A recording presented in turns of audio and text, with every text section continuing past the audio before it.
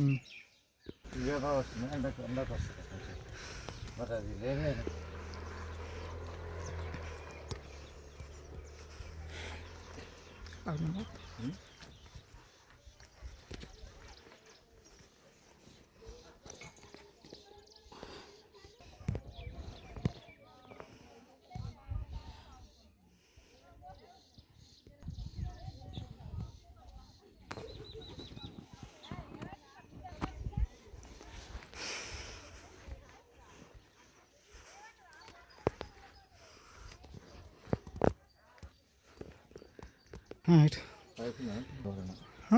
ఎవరు లేకుండా ఉంటుంది మనకి.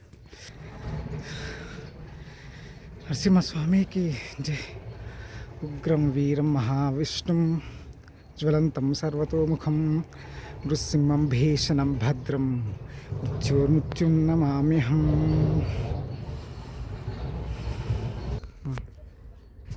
ఓం నమో నారాయణ. జయ శ్రీమన్నారాయణ. శ్రీ లక్ష్మీనరసింహస్వామినే నమః. ఉగ్రం వీర మహావిష్ణుం జలంతం సర్వతోముఖం నృసింహం భీషణం భద్రం మృత్యోర్మృత్యుం నమామ్యహం. సాక్షాత్తు వైకుంఠవాసుడైనటువంటి ఆ యొక్క శ్రీమన్నారాయణమూర్తి యొక్క దివ్యమంగళ స్వరూపంతో కూడుకున్నటువంటి ఒక మహిమాన్వితమైనటువంటి అవతారము శ్రీ లక్ష్మీనరసింహస్వామి 12 పడగలతో అవతరించినటువంటి ఒక స్వయంభూ క్షేత్రం ఇది. ఈ క్షేత్రం పేరు చలిదొన అనేటటువంటి పేరుతో నామంతో పిలుస్తూ ఉంటారు. ఇది నల్గొండ జిల్లా మర్రిగూడ మండలం చలిదొన గ్రామంలో ఈ క్షేత్రం ఉంది. ఈ క్షేత్రం పైన ఈ విధంగా గిరిపైన ఈ కొండపైన వెలిసినటువంటి స్వయంభూ స్వామివారు శ్రీ లక్ష్మీనరసింహస్వామి చలిదొన అనేటువంటి ఈ యొక్క క్షేత్రం పైన వెలిసి ఉన్నాడు. ఈ క్షేత్రం పైన విశేషం ఏంటంటే స్వామివారు 12 పడగలతోటి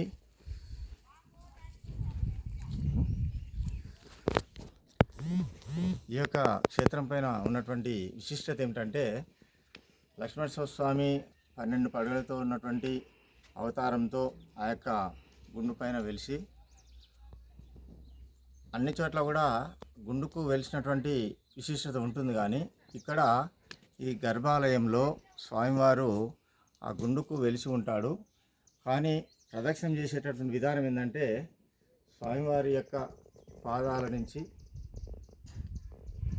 ఈ భక్తులందరూ కూడా పడుకొని ప్రదక్షిణ చేయాలి. ఆ స్వామివారికి గర్భాలయంలోకి వెళ్ళి ముందుగా ఎదురుగా దర్శనం చేసుకున్న తర్వాత ఆయన కుడివైపు నుంచి స్వామివారి కుడివైపు నుంచి ఆ బోర్లా పడుకొని ప్రదక్షిణ చేసేటటువంటి విధానం ఉంటుంది. అది ఎలాగో చూద్దాం పదండి. ఉగ్రం వీరం మహావిష్ణుం జ్వలంతం సర్వతోముఖం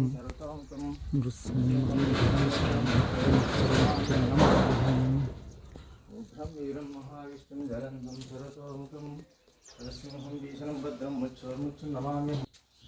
ఆలయంలోకి ప్రవేశించిన తర్వాత స్వామివారి యొక్క మూర్తులు సాక్షాత్తు లక్ష్మీదేవి, స్వామివారు నరసింహస్వామి మూర్తులు ఇక్కడ దర్శనమిస్తారు. వీరికి ఎదురుగానే ఈ యొక్క గుండుకి స్వామివారు అభయాంజనేయ స్వామి వచ్చినటువంటి భక్తులకి చక్కగా వారికి కోరిన కోరికలు తీర్చేటటువంటి అభయాంజనేయ స్వామి. వారికి నమస్కారం చేసుకోండి. ఇక్కడ గర్భాలయంలోకి ప్రవేశం ఉంటుంది.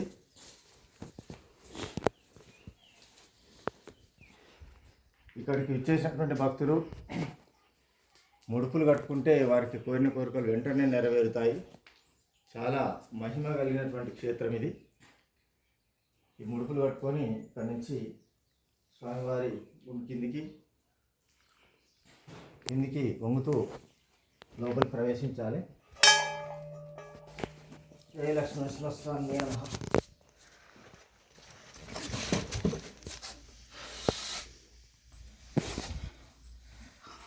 ఇక్కడ గర్భాలయంలో స్వామివారు వెలిసినటువంటి క్షేత్రము.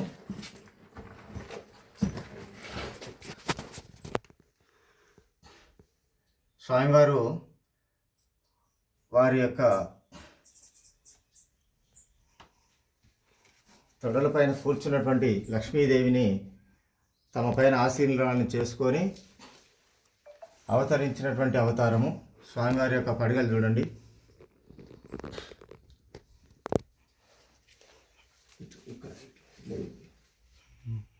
పర్వతం మొత్తం కూడా పడగలతో ఉంటుంది. ఇది ఇంకా చాలా విశేషమైనటువంటి ఆలయము. స్వామివారి పాదాల నుంచి మీకు స్వామివారి దర్శనం చూపిస్తున్నాము. చక్కగా చూసి స్వామివారి నమస్కారం చేసుకోండి.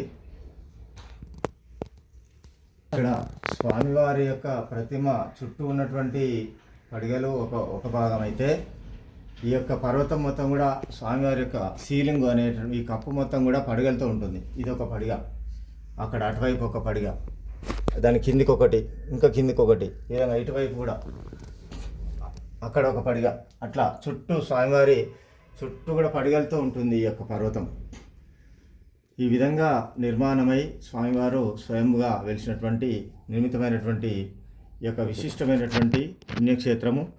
ఈ కింది నుంచి అటువైపు చూడండి, కిందికి మనిషి బోర్ల పడుకుంటేనే పడతాడు. అందులో అంత చిన్నగా ఉంటుంది స్థలము.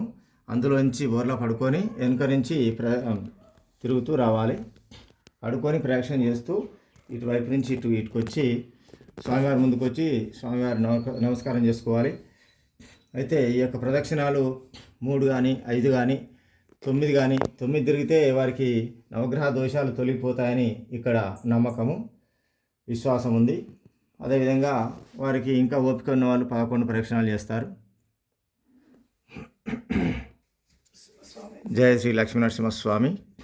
స్వామివారికి కుడివైపు నుంచి ప్రదక్షిణ చేసేటువంటి విధానం చూడండి.